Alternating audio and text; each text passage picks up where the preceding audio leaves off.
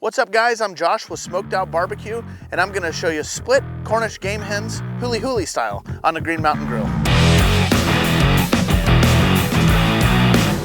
For the Huli chicken, I'm gonna start by splitting the Cornish game hens in half and then making a marinade.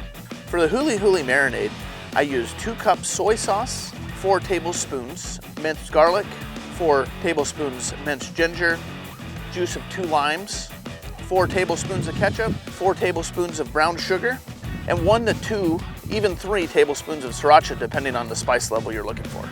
I reserve a 1/4 to a 1/2 cup for basting later. Now that the game hen is ready to marinate, I will soak them in the marinade for approximately 4 to 6 hours, even overnight.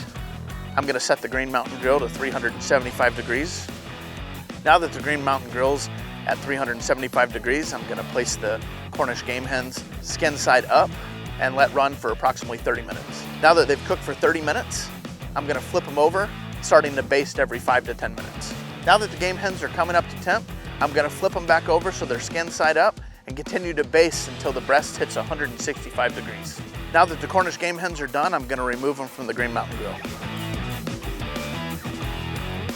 And that's how you make Huli chicken on the Gem Buoy by Green Mountain Grills.